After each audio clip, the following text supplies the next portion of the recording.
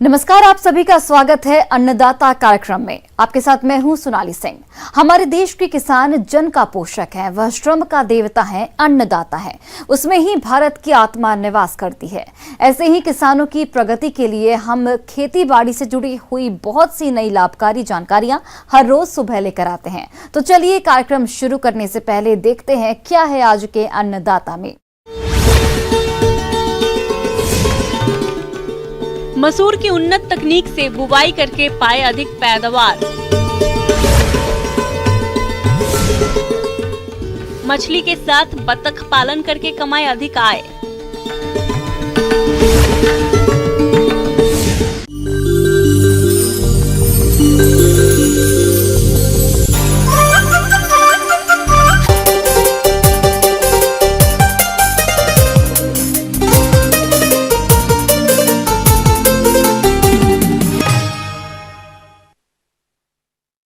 प्रदेश में कम सिंचाई की सुविधा वाले किसान अक्सर मसूर की खेती करते हैं, क्योंकि इस फसल को कम पानी की आवश्यकता होती है। ऐसे में जो किसान इसकी खेती करना चाहते हैं, वे इसकी अधिक पैदावार देने वाली प्रजातियों का चयन करके उन्नत तकनीक से बुवाई किस तरह करें, इस बारे में जानकारी के लिए देखिए कार्यक्रम की यह विशेष प्रस्तुति।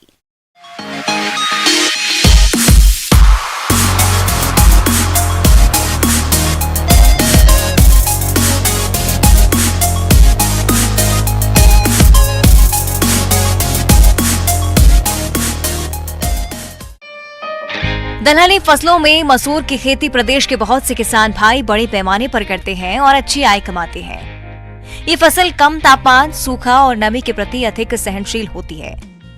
इसके अलावा ये प्रचलित दालों में सर्वाधिक पौष्टिक होने के साथ साथ इस दाल को खाने से पेट के विकार समाप्त हो जाते हैं, यानी ये सेहत के लिए काफी फायदेमंद होती है। मसूर में लगभग 28% प्रोटीन होता है। रबी मौसम में सरसों और गन्ने के साथ अंतः फसल के रूप में मसूर की खेती की जा सकती है, जिससे मिट्टी की उर्वरा शक्ति अच्छी होने के साथ साथ किसानों को अतिरिक्त लाभ भी मिल जाता है। मसूर की खेती असिंचित क्षेत्रों में अधिक एरिया पर की जाती है। साथ ही आप सिंचित क्षेत्रों में भी इसकी खेती करके अच्छी उपज ले सकते हैं। इसकी बुवाई अक्टूबर माह से 15 नवंबर तक कर सकते हैं। इसकी खेती के लिए भारी और दोमट मिट्टी उपयुक्त होती है। खेत की तैयारी के समय एक जुताई मिट्टी पलटने वाले हल से और 2 जुताई देशी हल या कल्टीवेटर से करके पाटा लगाकर खेत को भुरभुरा करके समतल कर लेना चाहिए। अब बात आती है खाद और उर्वरक प्रबंधन की। तो बुवाई के समय 10 से 15 टन सड़ी हुई गोबर की खाद, 110 किलोग्राम DAP, 25 किलोग्राम MOP और 15 किलोग्राम जिंक का प्रति हेक्टेयर आप प्रयोग करें, जिससे फसल की बढ़वार अच्छी होगी और आगे चलकर ऐसी फसल से उत्पादन भी अधिक मिलेगा। किसान भाइयों, मसूर की खेती के लिए KLS 218, KLB 220, पंत मसूर 4, पंत मसूर 5, नरेंद्र मसूर 1 प्रजातियों का चयन कर बुवाई कर सकते हैं, जिसकी औसत उपज क्षमता 20 से 22 कुंटल प्रति हेक्टेयर की है। जहां तक बीज दर की बात है तो मसूर के छोटे दानों वाली प्रजातियों का 35 से 40 किलोग्राम बीज और बड़े दाने वाली प्रजातियों का 50 किलोग्राम बीज प्रति हेक्टेयर आवश्यकता पड़ती है। किसान भाइयों, बीजों को हमेशा किसी विश्वसनीय और प्रमाणित संस्था से ही खरीदें। बीजों को रोगों से बचाने के लिए थीरम 3 ग्राम या कार्बेडाइज्म 1 ग्राम से प्रति किलोग्राम बीजों को उपचारित करें। इसके बाद 200 ग्राम राइजोबियम कल्चर के एक पैकेट से 10 किलोग्राम बीजों को उपचारित करके बुवाई करें। किसान भाइयों, बीजों की बुवाई कतारों में करें, जिससे कतार से कतार 30 सेंटीमीटर और पौधे से पौधा 10 सेंटीमीटर की दूरी तय करते हुए सीड ड्रिल की सहायता से बीजों की बुवाई करें। किसान भाइयों, मसूर फसल को खरपतवारों से बचाने के लिए पेंडिमेथिलीन खरपतवार नाशी की 3.3 लीटर मात्रा को 700 से 800 लीटर पानी में घोलकर बुवाई के 2 दिनों के अंदर स्प्रे करें, जिससे खरपतवारों का जमाव नहीं होगा और फसल खरपतवार मुक्त रहकर बढ़वार अच्छी करेगी। परिणाम स्वरूप किसान भाइयों को फसल से उपज भी अधिक मिलेगी। किसान भाइयों, अब लेते हैं एक छोटा सा ब्रेक।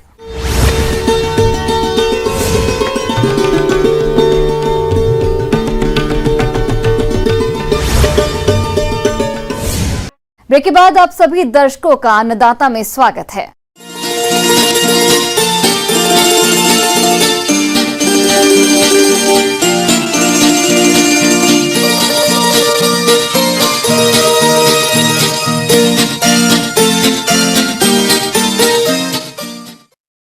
आज राज्य में मछली पालन व्यवसाय दिन प्रतिदिन बढ़ता जा रहा है और इस व्यवसाय को करके किसान अच्छी आय भी कमा रहे हैं। लेकिन यदि आप मछली के साथ बत्तख पालन करते हैं तो और अधिक आय कमा सकते हैं।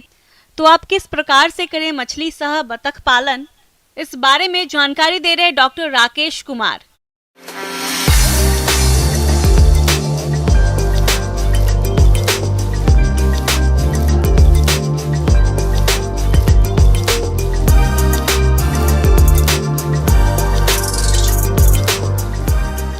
मछली पालन का चूँकि हमारे पास तालाब है तो किसान भाइयों से मैं आग्रह करना चाहूँगा कि वो एक ही जगह में दो तरह की चीज़ें पालें। रिसोर्स हमारे पास जो हमारे स्रोत हैं वो एक ही रहेगा और उसके साथ हम तालाब के अंदर तो मछली पाल लें और तालाब के ऊपर की तरफ बत्तखें पाल लें। वो जो बत्तख है वो बत्तख के पालने से क्या होगा, जो फीड बत्तख ने खाया वो फीड भी हमारा फीकल मटेरियल, जो बत्तख का फीकल मटेरियल है वो फिश के साथ यूज़ हो जाएगा। दूसरा, जो बत्तख है, बत्तख लगातार हलचल करेगी तालाब के अंदर में और उससे पानी के अंदर ऑक्सीजन की जो मात्रा है वो बढ़ेगी। उससे हमारा इंटीग्रेटेड फार्मिंग सिस्टम, समन्वित कृषि प्रणाली जिसको बोला जाता है, ये हमारा बैठ जाता है। हमने एक ही रिसोर्स को यूज़ करते हुए दो तरह की चीज़ों को पालना किया। उससे क्या होगा, हमारी आय बढ़ेगी। कम खर्च में मछली के साथ बत्तख पालन है लाभकारी। बत्तख पालन का काम इस बेरोजगारी के दौर में रोजगार का अच्छा साधन है। मुर्गी पालन के मुकाबले बत्तख पालन में कम जोखिम भी होता है। बत्तख के मांस और अंडों के रोग प्रतिरोधी होने की वजह से मुर्गी के मुकाबले बत्तख की मांग अधिक है। बत्तख का मांस और अंडे दोनों ही प्रोटीन से भरपूर होते हैं। बत्तख में मुर्गी के मुकाबले मृत्यु दर बेहद कम है, इसलिए मछली सह बत्तख पालन करके इससे दुगना मुनाफा कमा सकते हैं। बत्तख के साथ मछली पालन शुरू करने के लिए शांत जगह और पानी की पर्याप्त उपलब्धता होना बेहद जरूरी है। अधिक लाभ कमाने के लिए बत्तख और मछलियों की उन्नत नस्लों का चुनाव करना चाहिए। वैसे तो आजकल कई नस्लें विकसित हो गई हैं, जिनका पालन करके अच्छा मुनाफा कमा सकते हैं। ये हमारी देसी नस्ल है जिसे खाकी डम्बेल बोला जाता है। खाकी डम्बेल में क्या है, वो भारत की परिस्थितियों के अनुकूल है, गर्मी को भी सहन कर लेती है। दूसरा, इसका जो अंडे का उत्पादन है वो ज़्यादा है। इसके अलावा कुछ लोग वाइट अमेरिकन पैकन भी पालते हैं, जो पूरी तरह सफ़ेद रंग की बत्तख होती है, लेकिन उसका उत्पादन इतना ज़्यादा नहीं है जितना हमारा खाकी डम्बेल का है। ये एक साल में 150 से 180 तक अंडे दे सकती है। तो इस प्रकार अंडों की सेल से भी किसान को आमदनी होती है, साथ में वयस्क बत्तखें भी बेच के किसान को आमदनी होती है। किसान भाइयों के लिए सलाह यही है कि वो अपनी जो भी उनका मत्स्य पालन का कार्य है उसको वैज्ञानिक पद्धति के साथ करें। जैसा कि मैंने आपको बताया कि 1, 10 और 20 तारीख आप नोट कर लें, आसानी के लिए है। उसमें 1 तारीख को आपने गोबर डालना है, जो कि लगभग 2.5 क्विंटल पर एकड़ के हिसाब से डलेगा। उसके बाद आपने एकड़ के अंदर ही आपने चूना डालना है 10 तारीख को। वो चूना जाएगा आपका 50 से 60 किलो प्रति एकड़ के हिसाब से। और लगभग 150 ग्राम लाल दवा 20 तारीख को डालें। अच्छी तरह घोलने के बाद, जब पोटेशियम परमैंगनेट भी इसका नाम है, और इसको डालने से क्या होगा, जो पानी है उसके अंदर में आपकी जो कीटाणु और बैक्टीरिया जमा हो जाते हैं वो सब समाप्त हो जाएंगे। इस प्रकार शुद्ध पानी रहेगा बत्तख और मछली पालन के लिए। इसमें क्या होता है, जो मछली के बच्चे हैं, ख़ास तौर से स्पान साइज, जो कि लगभग 8 दिन का बच्चा है, उसके जो प्राकृतिक दुश्मन हैं, जैसे आपका मेंढक हुआ, कुछ झींगे हुए, उन सब से बचाने के लिए, उसकी मृत्यु दर को कम करने के लिए ये हमने एक एक्सपेरिमेंट लगाया है, जिसमें एक बड़े साइज का हापा लगाया हुआ है। उस हापा के अंदर हमने 2 लाख गोल्डन या कॉमन कार्प के बच्चे छोड़े हुए हैं। उससे क्या होगा कि हम जितना भी हमारा इसका मछली का ये प्राकृतिक दुश्मन होते हैं, नेचुरल प्रेडेटर्स जिन्हें बोलते हैं, ये सब उसके अंदर नहीं जा पाएंगे और हमारी जो मछली की मृत्यु दर है, मछली के बच्चे की मृत्यु दर है, वो कम हो जाएगी। इससे किसान भाइयों को कम बीज के इस्तेमाल से अधिक उत्पादन होगा। मछली सह बत्तख पालन के फायदे अनेक। बत्तख और मछली पालन एक साथ करके अच्छी कमाई की जा सकती है। इससे कम लागत और जगह में अच्छा मुनाफा होता है। बत्तख और मछली पालन एक साथ करने से दोनों की लागत आधी हो जाती है। बत्तख की बीट मछलियों के लिए एक बहुत ही पोषण युक्त आहार होती है। मछली के तालाब में बत्तख रहने से मछलियाँ तेजी से बढ़ती हैं। बत्तख तालाब में ऑक्सीजन लेवल बढ़ाती हैं। मछलियों के लिए तालाब में अतिरिक्त खाद नहीं डालनी होती। बत्तख जलीय वनस्पति को खाकर नियंत्रण कर देती हैं। मछलियों के लिए हानिकारक कीड़े मकोड़े बत्तख खा जाती हैं। इस तरह से मछली सह बत्तख पालन करना लाभकारी है। आज के समय में वैज्ञानिक तरीके से मछली सह बत्तख पालन करके प्रति हेक्टेयर प्रति वर्ष 2500 से 3000 किलोग्राम मछली, 15000 से 18000 अंडे और 500 से 600 किलोग्राम बत्तख के मांस का उत्पादन किया जा सकता है। ऐसा करके किसान अपनी आमदनी को 2 गुना कर सकते हैं। आगे और भी हैं खेती बाड़ी से जुड़ी हुई बहुत सी रोचक जानकारियां। यहाँ रुकेंगे एक और छोटे से ब्रेक के लिए।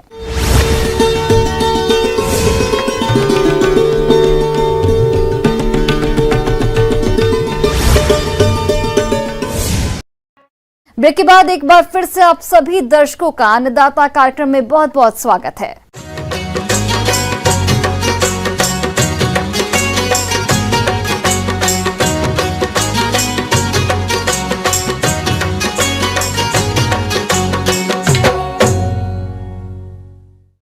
सब्जियों में भिंडी का प्रमुख स्थान है और अपने राज्य में इसकी खेती बहुत से किसान करके अच्छा लाभ भी कमा रहे हैं। तो जिन किसानों ने भिंडी की फसल लगा रखी है, वे किसान भिंडी से अधिक उपज प्राप्त करने के लिए कौन कौन से कार्यों को करें, आइए जानते हैं विषय विशेषज्ञ डॉक्टर सत्य प्रकाश तोमर से।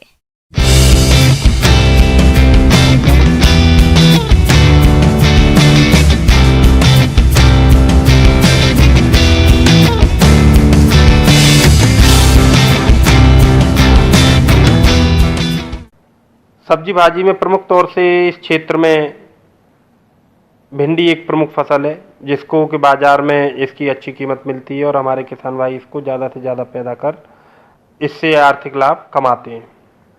इस फसल के उत्पादन में बहुत सारी तकनीकियों का ध्यान हमारे किसान भाइयों को समय समय पर रखना पड़ता है। किसान भाइयों, भिंडी की फसल में कई तरह के खरपतवारों का प्रकोप होता है, जिसकी वजह से फसल कमजोर हो जाती है और अनेक तरह के कीट रोग भी लगने लगते हैं। इसलिए खरपतवार नियंत्रण के लिए निराई गुड़ाई की जाती है। इसकी पहली गुड़ाई फसल बुआई के 15 से 20 दिन बाद की जाती है और बाद की निराइयों को 30 से 40 दिन के अंतराल में करना होता है, जिससे फसल का उचित विकास होता है और भिंडी का अधिक उत्पादन मिलता है। इसके साथ ही हमारे किसान भाइयों को भिंडी की फसल में प्रमुख तौर से 2-3 समस्याओं से फलन के बाद जूझना पड़ता है, जिसमें एक समस्या तो रस चूसने वाले कीड़े हैं।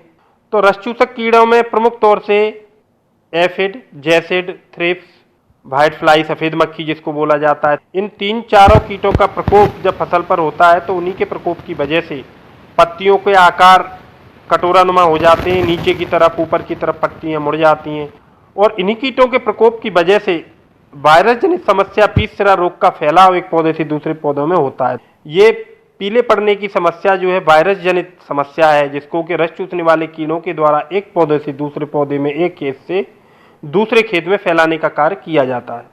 इसके लक्षण हमारे किसान भाइयों को समझ में तब आते हैं जब उनकी पत्तियों पीली पड़ने लगती हैं और सिराएं पत्तियों में साफ दिखने लगती हैं। रस चूसने वाले कीड़ों को रोकने के लिए हमारे किसान भाइयों को उपाय अपनाने चाहिए। तो शुरुआत में ही हम नीम तेल या नीम से बनी हुई किसी भी दवा का छिड़काव, नीम तेल 5 ml 1 लीटर पानी के साथ घोल बनाकर 500 से 600 लीटर पानी में घोल बनाकर 1 प्रति हेक्टेयर खेत में छिड़काव किया जा सकता है। इसके साथ साथ रस चूसने वाले कीड़ों को नियंत्रण करने के लिए रासायनिक दवाओं का प्रयोग भी किया जा सकता है। थायोमेथोक्साम और इमिडाक्लोप्रिड, इन 2-3 दवाओं का उपयोग हमारे किसान भाई रस चूसने वाले कीड़ों को रोकने के लिए कर सकते हैं। इनकी 250 से 300 ग्राम दवा प्रति हेक्टेयर 500 से 600 लीटर पानी में घोल बनाकर अच्छे से फसल को तरबतर करें, पूरी फसल को भिगा दें। छिड़काव करते समय समुचित तरीके से, समान तरीके से पूरी फसल पर छिड़काव हो जाए, ऐसा ध्यान निश्चित तौर से रखें। इन दवाओं के प्रयोग से हमारी फसल में होने वाले कीड़े के प्रकोप को रोका जा सकता है। किसान भाइयों, भिंडी की फसल को सबसे अधिक नुकसान तना और फल छेदक कीट द्वारा पहुंचाया जाता है। यदि आपने समय रहते इसका नियंत्रण नहीं किया तो भिंडी की फसल पूरी तरह से बर्बाद हो सकती है, जिससे आपको भारी नुकसान होगा। इसलिए आप इसकी पहचान कर नियंत्रण जरूर करें। रस चूसने वाले कीड़ों के साथ साथ एक प्रमुख कीड़ा इस फसल का भिंडी का जो है वो है तना एवं फल छेदक कीट। ऊपर वाला हिस्सा मुरझा जाता है और ऊपर वाला हिस्सा तने को खाकर जो है ऊपर वाला हिस्सा लटक जाता है किनारे से। और जब इसको हमारे किसान भाई यहाँ से देखेंगे या खोल के देखेंगे, इस जगह पर तने को 2 हिस्सों में फाड़ के देखेंगे तो इसके अंदर किसान भाइयों को इल्ली देखने को मिलेगी। और यही इल्ली दूसरी अवस्था में आने पर, द्वितीय तृतीय अवस्था में आने पर जैसे ही भिंडी की फसल लगती है तो उस फसल में बीच में से ही छेद करके अंदर घुस जाती हैं और अंदर ही अंदर भिंडी की फसल को खा लेते हैं। पूरे भिंडी का जो फल लगता है सब्जी वाली, उसको खा लेते हैं। इसके प्रकोप की वजह से आपने देखा होगा किसान भाइयों को खेत में भिंडी जो सीधी जाती है, जब जिस भिंडी में अगर इस कीट का प्रकोप होगा तो वो भिंडी वहीं से मुड़ जाती है। और आप देखेंगे कि उससे इतना ज़्यादा नुकसान किसान भाइयों को होता है कि पूरी मुड़ी हुई भिंडी वो किसी काम की नहीं रहती। उसको कोई भी कंज्यूमर उपभोक्ता उसको क्रय करने के लिए नहीं खरीदता उसको, और नहीं उसका मार्केट में मूल्य कीमत मिलती है। तो इस प्रकार से इस तना एवं फल छेदक कीड़ों को रोकने के लिए भी हमारे किसान भाइयों को ध्यान रखना है। और शुरुआत में ही पक्षी आश्रय स्थल, इसको रोकने के लिए लाइट ट्रैप और इसका एक स्पेशल तौर से बना हुआ फेरोमोन ट्रैप भी आता है। उसमें लगने वाले जो पतंगे उसके होते हैं उसकी तरफ आकर्षित होकर इकट्ठे होते हैं, जिससे उसमें अंडे देने, एग लेइंग, मैटिंग और दूसरी अन्य क्रियाएं नहीं हो पाती, जिससे कि उसमें अगली पीढ़ी कीड़ों की नहीं पनपती। तना एवं फल छेदक कीट को रोकने के लिए, नियंत्रित करने के लिए रासायनिक दवाओं में इंडोक्साकार्ब है, स्पाइनोसैड है, डाइफेनथायुरान है, जो नई दवाएं ठीक प्रकार से कार्य करती हैं इस कीट को रोकने के लिए। इनकी 250 से 300 ग्राम दवा प्रति हेक्टेयर फसल पर छिड़काव किया जाता है। तो जब इन सारी चीज़ों का ध्यान रखेंगे तो निश्चित तौर से कीड़े हमारी फसल से दूर रहेंगे और ज़्यादा से ज़्यादा अच्छी भिंडी पैदा करके जितनी जल्दी आप मार्केट में ले जाएंगे उतनी ज़्यादा अच्छी कीमत आपको इनकी मिलेगी और ज़्यादा से ज़्यादा लाभ आप इनसे कमा पाएंगे।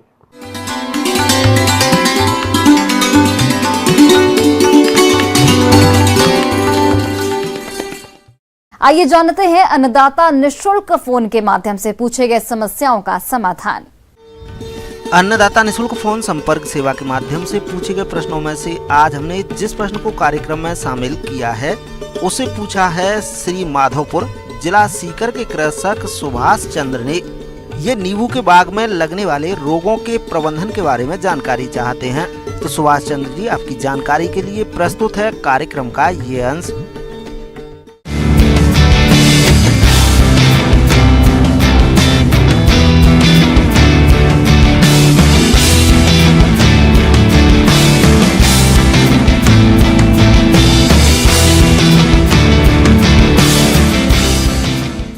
हमारी चर्चा आपके साथ या हम आपको बताने जा रहे हैं कि नींबू में लगने वाले रोग और उसका उपचार कैसे करेंगे।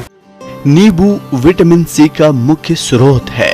इस फल के सेवन से रोग प्रतिरोधक क्षमता में वृद्धि होती है, लेकिन कई बार ये फल भी अनेक रोगों से प्रभावित हो जाती है।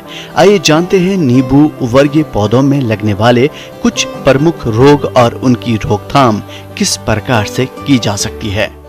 आप देखे होंगे कि एक फफूंद में ही कि तना से या डंठल से भूरा रंग का रसा निकलता है, जिसको हम लोग गमोसिस बोलते हैं। गम निकलता है, गोंद निकलता है, वो भूरा कलर का होता है। तो इस रोग से बचने के लिए हम लोग क्या कहते हैं कि ज़मीन में भी फफूंदनाशक दवा का हम छिड़काव कर दें और पूरे पत्ते तक पूरे पौधे को करते रहें, जिससे यह फंगस हमें पेड़ पौधे में नहीं लगता है।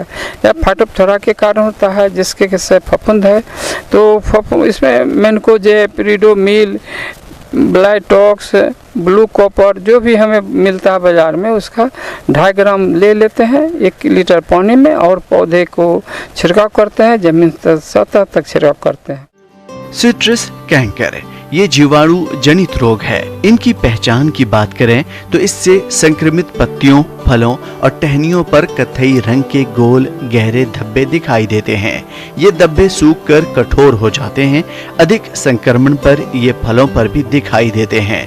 नई पत्तियों पर ये दाग पीछे की ओर भी देखने को मिलते हैं।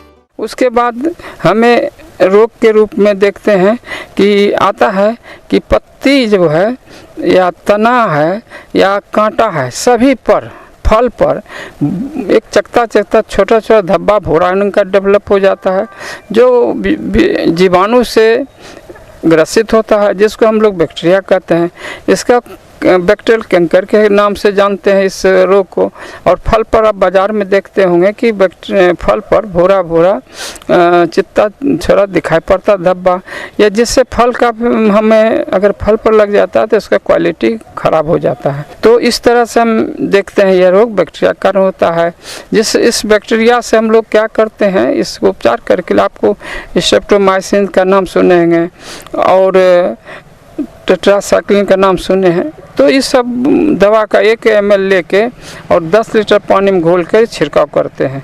इसके साथ हम कॉपर ऑक्सीक्लोराइड जो ब्लू कॉपर कहते हैं उसको मिला करके भी छिड़काव करते हैं, जिससे यह हमारे पौधों में यह रोग नहीं लगता है। उसके बाद हम लोग आते हैं, इसको ऊपरी सिरा से सूखते सूखते नीचे को सूखता है।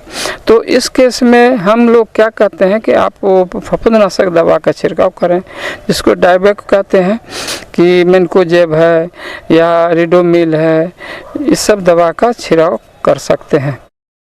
नींबू वर्गीय फसलों की रोगग्रस्त शाखाओं को काटकर जला देना चाहिए और कटी हुई शाखाओं पर बोर्डो पेस्ट का लेप लगाने से इस बीमारी को फैलने से बचाया जा सकता है। रोगरोधी मूलवृंत का प्रयोग करें। नींबू के बागों में जल निकास की उचित व्यवस्था बनाए रखें। नींबू वर्गीय फसलों की अनियमित कटाई छटाई से बचें।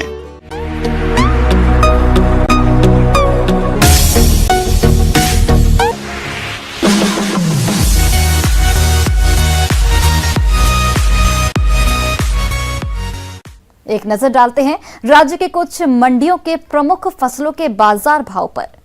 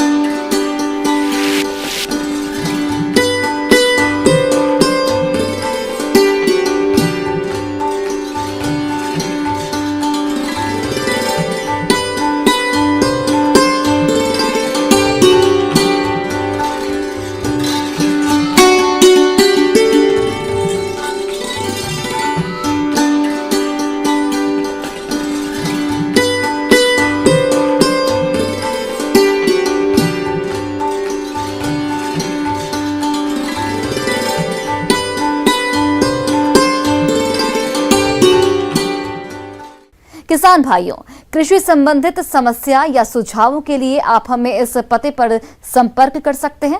Producer Annadata, news 18 Rajasthan, Ramoji film city, Hyderabad 501512।